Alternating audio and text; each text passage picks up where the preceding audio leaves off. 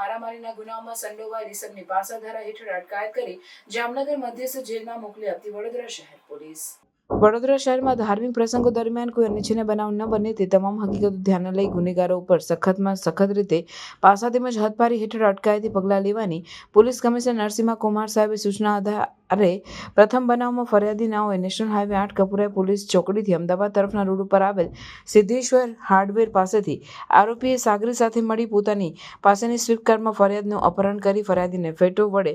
મોઢાના ભાગે માર મારી ઈજાઓ પહોંચાડી ઝપાઝપી કરી જાનથી મારી નાખવાની ધમકી આપી તેમાં સોનાની ચેઇનનો દુર્વિનિયોગ કરી એકબીજાએ મદદગારી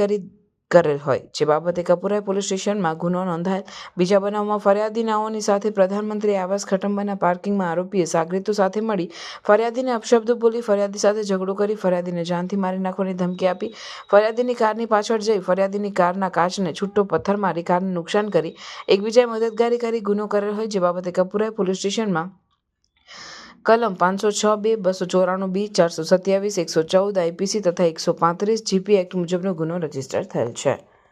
આરોપી અવારનવાર જાહેરમાં મારામારી ઝઘડાઓ કરી શરીર સંબંધી ગુનાઓ તેમજ મિલકત સંબંધી ગુનાઓ આચરી શહેરના નાગરિકોમાં ભયનું વાતાવરણ ઊભું કરે છે જેના કારણે શહેર વિસ્તારમાં વસતા નાગરિકો આરોપીની હાજરી માત્રથી પોતાના જાનમાલ મિલકતની અસલામતી અનુભવે છે અને આ રીતે આરોપીની પ્રવૃત્તિ જાહેર વ્યવસ્થાનો ભંગ કરતી સ્પષ્ટ જણાવતા આરોપીની અસામાજિક પ્રવૃત્તિ અંકુશમાં આવે તે માટે વડોદરા શહેરના પોલીસ કમિશનર નરસિંહ કુમાર સાહેબ નાઓ તરફથી સદર ઇસમનું પાસા વોરંટ ઇસ્યુ કરતા વડોદરા શહેર કપુરાઈ પોલીસ સ્ટેશન દ્વારા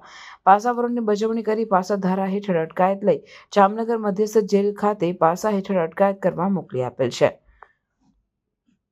પાસા હેઠળ અટકાયત કરેલ આરોપીનું નામ સતીશ અંબાલાલ જાદવ, રહેવાસી કિશનવાડી, વુડાના મકાન, આજવા રોડ, વડોદરા શહેર, જેના વિરુદ્ધ Kalol police station, Bapod police station, ભાદરવા પોલીસ સ્ટેશન અને છોટાઉદેપુર પોલીસ સ્ટેશનમાં ગુનો નોંધાયેલ છે.